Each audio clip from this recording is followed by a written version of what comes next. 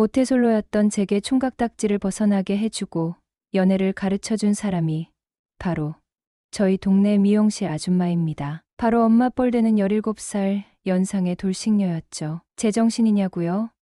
어릴 때부터 연애하는 거리가 먼 생활을 해온 저에게 이렇게 나이가 많이 차이 나는 미용실 아줌마와의 썸이 시작될 줄은 정말이지 저조차 상상도 못했던 일이네요. 솔직히 말하자면 지금까지 여자 손 한 번 제대로 잡아본 적 없었기에 그녀와의 관계가 어떻게 발전할지 두려운 마음도 있었는데 의외로 아줌마와는 너무 잘 맞더군요. 왜냐하면 굳이 제가 뭘 하지 않아도 됐거든요. 알아서 척척 해주니 말이죠. 또한 저한테 최대한 맞춰주고 배려하는 부분이 정말 많이 좋았고 그 덕분에 저도 믿고 의지하며 따랐던 것 같아요. 아줌마는 나이에 비해 엄청 젊고 활동적인 성격의 연애 경험도 많아서 저 같은 어설픈 사람을 잘 이끌어줬던 것 같아요. 그래서 지금까지도 비밀스럽게 만남을 이어가고 있는 이 관계가 오히려 더 특별하게 느껴지기도 해요. 동네 소문이라도 나면 안 되니까 서로 조심스럽게 지내고 있지만 그만큼 이 관계가 중요하고 소중하다는 생각을 합니다. 아줌마와 함께하는 시간이 정말 좋고 지금 이 순간이 너무 행복하거든요. 안녕하세요. 저는 28살 건설 현장에서 일하는 평범한 직장인 남성입니다. 스스로를 한마디로 표현하자면 범생이 타입, 남중남고공대라는 삼박자를 거치며 아싸 중에 아싸로 성장했고요. 여자와의 인연?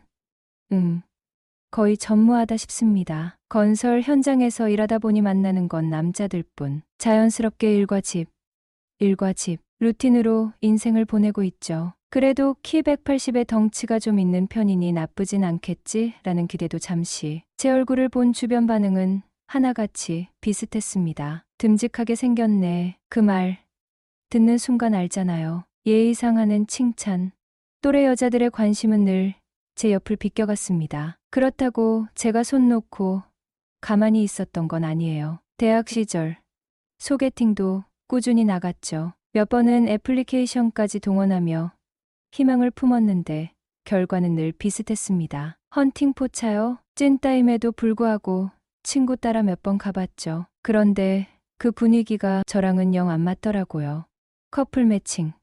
남들 다 번호 주고받는 와중에 저 혼자 영표의 굴욕. 그럴 때마다 제 마음속에는 알 수 없는 자조가 쌓였죠. 그러다 어느 순간 깨닫게 됐습니다. 아, 이건 안 되는구나. 현실이 냉혹하다 못해 무관심한 걸 깨닫고 자연스레 연애란 단어에서 멀어지게 되었죠. 그렇게 28년째 모태솔로라는 타이틀을 유지하고 있습니다. 이제는 뭐 그냥 그러려니 하며 삽니다. 그런데 문득 이런 생각은 듭니다. 듬직하게 생겼다는 건 대체 누굴 위한 칭찬이었을까? 지방의 소도시에 있는 건설 현장으로 발령을 받으면서 작은 원룸을 얻어 혼자 지내기 시작했습니다. 그러던 중집 앞에 자리 잡은 아담한 미용실에 관심이 가기 시작했죠. 규모는 크지 않았지만 손님이 꽤 많아 보였습니다. 미용실 주인은 중년의 여성으로 혼자서 모든 일을 처리하고 있었는데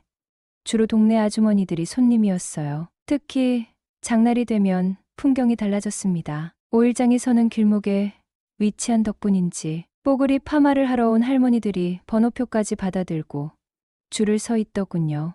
그 광경이 저로 하여금 궁금증을 자아내게 했습니다. 왜 이렇게 손님이 많은 거지? 라는 생각을 하며 그곳을 지날 때마다 미용실에 점점 더 눈길이 갔죠. 그러다 문득 이종사촌 누나의 말이 떠올랐습니다. 야, 남자는 얼굴이 다가 아니야. 스타일이 중요하지. 내가 살면서 여러 남자를 봤는데 잘생기고 키 크다고 좋은 여자 만나는 게 아니더라. 능력 좋고 스타일만 좋아도 충분히 괜찮은 여자 만날 수 있어. 그러니까 너 그 호섭이 같은 머리 좀 바꿔봐. 총구석이라고 생각했던 이 동네에서 내게 잘 맞는 스타일을 찾을 수 있을지도 모른다는 생각이 들었습니다. 하지만 미용실에 갈 용기가 쉽게 생기지 않더군요. 어릴 적 엄마를 따라가 본 게 전부였고 중학생 때부터는 한 번도 미용실에 발을 들인 적이 없었으니까요. 여자 앞에서 내 머리를 맡긴다는 게 부끄럽기도 하고 왠지 어색했죠. 그렇게 한 달 동안 갈까 말까 망설였습니다. 결국 결심을 했습니다. 어차피 이곳에 평생 살 것도 아니고 반년만 더 있으면 떠날 텐데 뭐 어때?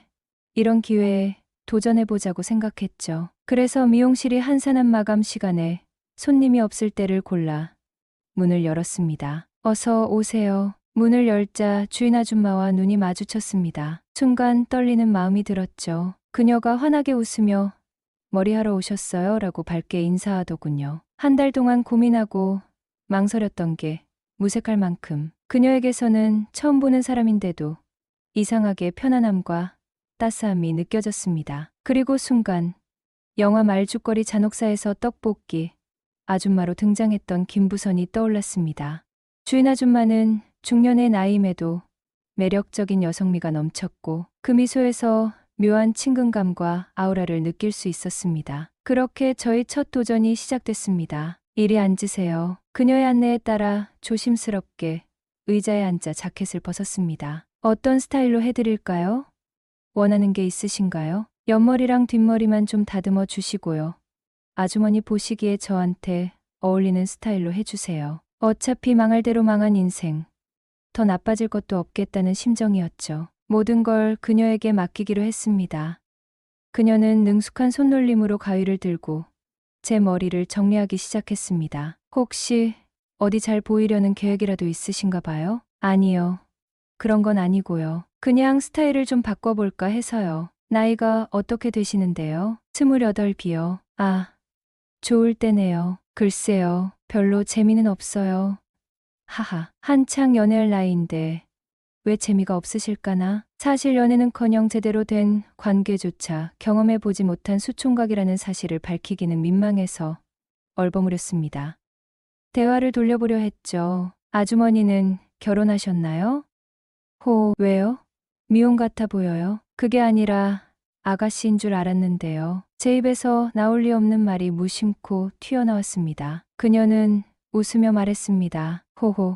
총각도 참. 평소 같았으면 절대 하지 못할 말들이 그녀 앞에서는 자연스럽게 나왔습니다. 왜 그랬는지 저도 알 수 없었습니다. 나이 차이 때문인지 혹은 그녀의 편안한 분위기 덕분인지 몰랐지만 대화는 물 흐르듯 이어졌습니다. 그럼 아주머니는 올해 나이가? 내가 올해 45이지. 전혀 그렇게 안 보이세요. 제 주변엔 다들 노안이라 그런가 봐요. 그럼 내가 동안이라는 소리네. 그럼 몇 살로 보였는데? 30대 후반 정도요. 하긴 내가 이 총구석에 처박혀 살아서 그렇지. 제대로 꾸미고 나가면 동안 소리 좀 듣지. 그녀는 계속 웃으며 말했습니다. 총각, 보기엔 범생 같아 보이는데 말은 재밌게 잘하네. 하하, 저 범생 맞아요. 이 나이 먹도록 여자 손 한 번 제대로 잡아본 적도 없어요. 에이, 안 믿기는데? 장난치는 거 아니죠? 진짜예요. 사실 미용실에 와본 것도 거의 20년 만이에요. 나름 용기 낸 거라고요. 그럼 수총각이겠네? 네, 뭐 맞아요. 그녀는 놀란 듯 고개를 끄덕이며 말했습니다. 그런데 말은 왜 이렇게 재밌게 잘해요? 총각, 평소엔 이런 스타일 아니죠? 저도 신기해요. 낯가림이 심한데 여기선 입에 모터가 달린 것처럼 술술 나오네요. 우리 전생에 인연이라도 있었나 봐요. 이렇게 대화가 잘 통하니 말이야. 인연이요? 그럼 총각, 진짜 이참에 새로운 스타일로 바꿔보는 건 어때요? 분위기 확 달라질걸요? 새로운 스타일이요? 예를 들면 파마 한번 해보는 건 어때요? 자연스러운 웨이브 넣으면 느낌 완전 달라질 텐데. 파마요? 한 번도 해본 적 없는데요. 그럴수록 해봐야지. 여기까지 용기 내서 왔는데 어설프게 다듬는 것보다 아예 새롭게 변신해보는 거죠. 그녀의 제안에 망설였지만 시간이 궁금해 시계를 봤습니다. 밤 9시를 가리키고 있더군요. 너무 늦었는데 괜찮으세요? 난 괜찮아요. 어차피 집에 가도 할 일 없고 총각이랑 대화하니 재미있거든. 그럼 알아서 해주세요. 파마든 펌이든 다 맡길게요. 그녀는 웃으며 다시 가위를 들어 정성을 다하기 시작했습니다. 이렇게 내 머리뿐만 아니라 조금은 움츠러들었던 제 마음에도 작은 변화가 시작된 것 같았습니다. 총각, 아까 나 정도면 한번 만나볼 의향이 있다고 했잖아. 우리 외로운 사람끼리 진짜로 한번 만나보는 건 어떨까? 그녀의 말에 나는 당황스러우면서도 심장이 뛰기 시작했다. 네, 진심이세요? 그럼 진심이고 말고 내가 어디 가서 총각 같은 영계를 또 만나보겠어? 아주머니만 좋다면 저도 좋아요. 내 입에서 저절로 나온 대답이었다. 그녀는 그런 내 모습을 귀엽다는 듯 한참 바라보다가 자리에서 살짝 몸을 기울였다. 이런 건 나이 많다고 불리하진 않지. 총각 같은 순수한 남자. 정말 오랜만이라 기분이 좋아. 그녀의 손길이 가벼웠지만 어딘가 농염했다. 손끝이 내 팔을 스칠 때마다 알 수 없는 전율이 느껴졌다. 맥주 한 잔을 더 채우던 그녀는 잔을 내밀며 눈웃음을 지었다. 이거 마시고 나랑 약속해. 오늘 선택 후회하지 않기로. 그녀는 새끼손가락을 내밀었다. 네, 절대 후회 같은 거 안 할게요. 약속. 총각, 내가 이래 봬도 예전에 꽤 인기 많았어. 그런데 요즘은 이런 설렘을 느끼게 해주는 사람이 없더라. 근데 너 참 귀엽다. 그녀의 말은 달콤한 술처럼 천천히 취하게 했다. 총각, 오늘은 정말 잊을 수 없는 날이네. 너도 그렇지? 그녀는 농담처럼 물었지만 내 대답은 진심이었다. 네, 저도 정말로요. 우리는 마치 오래전부터 서로를 알고 있었던 것처럼 가까워졌다. 그녀는 모든 순간마다 내가 어떻게 반응할지 알고 있다는 듯 나를 리드했다. 그녀의 애교 섞인 목소리와 살며시 다가오는 숨결은 나를 완전히 무장해제시켰다. 아침이 밝았다. 침대 옆에서 그녀는 여유로운 미소를 띠며 말했다. 총각, 어젯밤 나 괜찮았지? 나는 얼굴이 붉어지며 고개를 끄덕였다. 괜찮다니 너무 좋았습니다. 솔직한 내 말에 그녀는 한참을 웃었다. 그 순간 우리는 처음부터 정해졌던 것처럼 하나가 되었다. 그녀는 나의 첫사랑이자 내게 가장 특별한 사람이 되었다. 17살 연상녀와 5년 넘게 만나오고 있습니다. 물론 1년 정도만 정식으로 교제하다가 제가 근무지를 옮기면서 헤어졌고 지금은 가끔씩 만나 데이트하는 정도입니다. 저한테는 첫 정이다 보니 헤어지고 나서도 계속해서 관계를 유지하고 있네요. 그녀는 올해 50살이 되었습니다. 저는 33살이고요.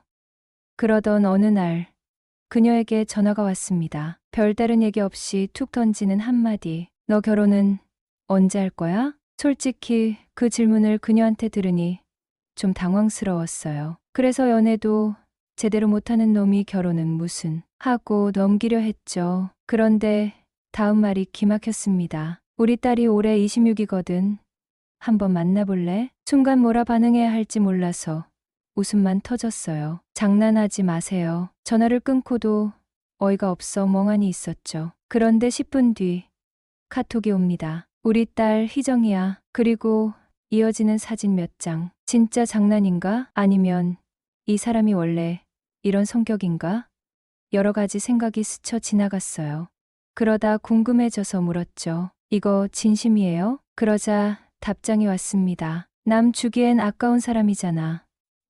너의 진가를 알아보는 사람은 나뿐인 거 몰라? 그 한마디가 묘하게 감동이었어요. 내가 그녀에게 그만큼 특별한 사람이었나 싶더라고요. 그래서 용기 내서 그녀의 딸을 만나보았습니다. 솔직히 처음엔 걱정이 많았어요. 딸이 어머니와 제 과거를 알면 어쩌나, 괜히 어색해지면 어쩌나. 그런데 그녀의 딸, 희정 씨는 너무 밝고 성숙한 사람이더군요. 얘기도 잘 통했고 점점 함께하는 시간이 즐거워졌어요. 그렇게 만남이 이어지다 보니 모든 게 술술 풀렸습니다. 희정 씨와는 짧은 시간 안에 깊은 애정을 나누게 되었고 결혼도 자연스레 진행됐어요. 지금은 그녀와 결혼해 정말 행복한 가정을 꾸리고 있습니다. 돌아보면 참 아이러니하죠. 저를 처음으로 연애라는 세상에 데려다 준 사람, 그리고 저를 장가 보내준 사람, 그 둘이 같은 사람이라는 게요. 인연이란 게 정말 묘하죠. 인연은